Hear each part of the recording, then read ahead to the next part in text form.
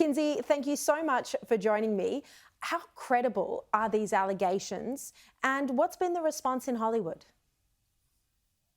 Well, when these allegations initially came out, I was caught off guard by them and I was surprised. But the more I talk to some of my comedian friends, they say, well, I mean, it was an open out there secret that he was maybe a little too aggressive. And I want to be careful how I put this because I have contacts within his family, so I want to be sensitive with how I discuss it. But I do think that he is in jeopardy of losing everything if this becomes, and we know the Met Police is now investigating a criminal case. If this goes beyond allegations and he, is pursued by law enforcement, I do think that he's in jeopardy. But you're absolutely right. He's cultivated an audience on YouTube of millions of people that do not trust the media. So if this does not go into the criminal direction, he still has a defiant audience that are following him on these platforms, on some of these, rebel platforms. I think I can't remember the name of one of these social media sites, but it's anti-YouTube. But he will still be able to monetize his brand. I know that there's a view that's emerged, and it's not dissimilar to what's happened in Australia, where similar allegations have played out in the media first before the victims took it to the police. But that his defenders are saying, why wasn't this taken to the police first? Of course, he hasn't been found guilty of anything yet.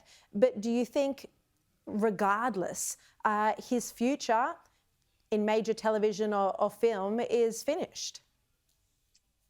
I do. I think that it is. However, I think that he chose a while ago to reject the mainstream pursuit, to reject the mainstream media. And that's why he started to create this base that he did online.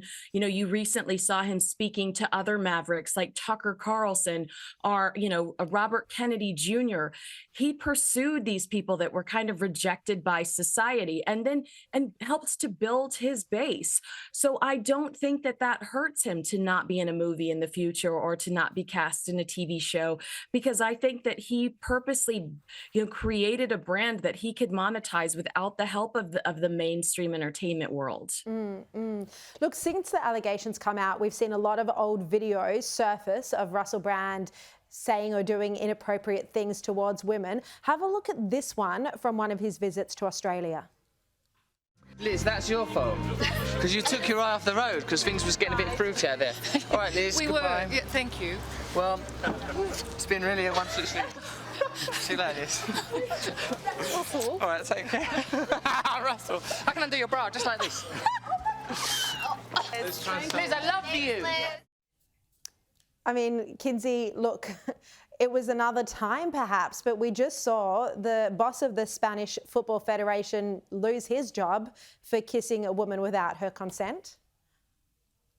I agree. I think it was another time, and I think we all evolve. If you watch the videos that he produces today, he's a completely different person who talks about meditation and yoga, and he's not that person at all. In fact, I couldn't stand him back then, but today I listen to some of the things he says, and I agree with them. So I do believe that we change and we evolve. And what's wild is that is what made him famous. That vulgarity, that aggressiveness, that's why people tuned in. That's why people went to see his movies and they sat in his comedy shows. But today we don't appreciate that behavior and we reject it. All right, Kinsey Schofield, thank you so much for joining me.